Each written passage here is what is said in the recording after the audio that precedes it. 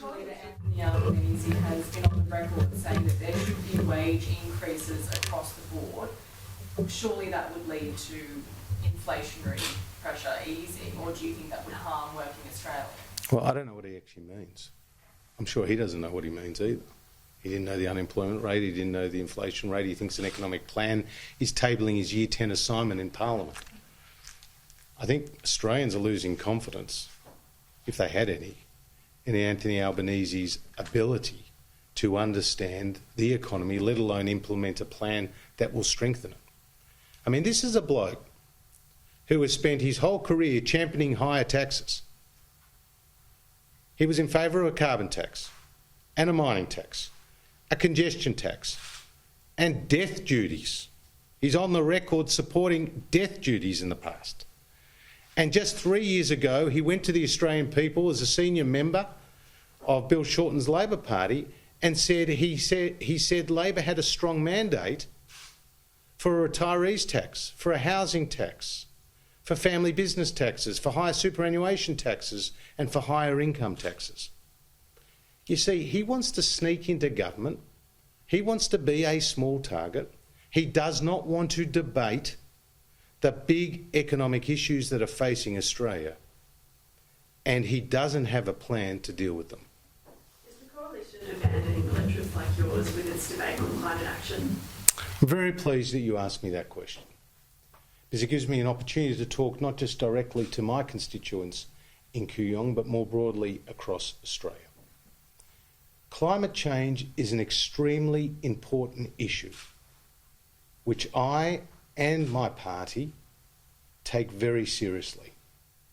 I was a strong advocate for net zero emissions by 2050 and that commitment. That commitment from the coalition is clear, firm and non-negotiable.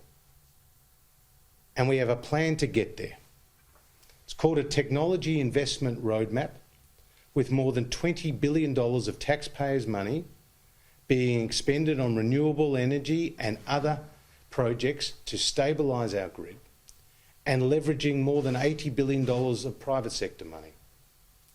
When we went to the Paris meeting, we agreed to reduce our emissions by 26 to 28% by 2030 on 2005 levels.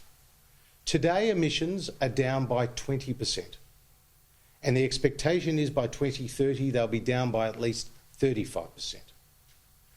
If you go to Canada, and Mr Trudeau talks a lot about emissions reduction, Canada's emissions are down by just 1% on 2005 levels. In New Zealand, New Zealand's emissions are down by just 4%. Across the OECD, emissions are on average down by just 7%. Yet here in Australia, they're down by 20%.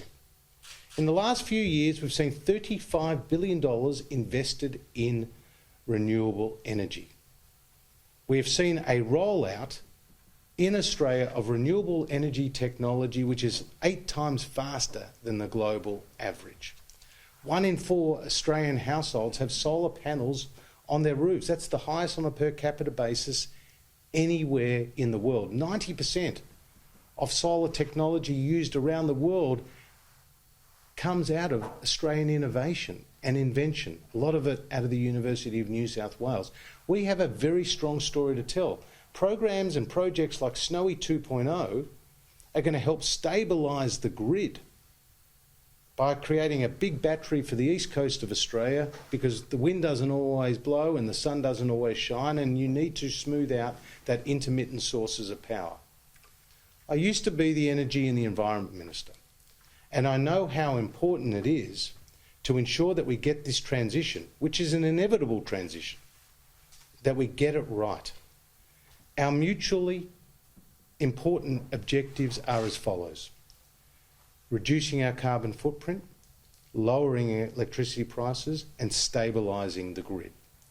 If you can't get those 3 objectives right, then it costs the public and the economy.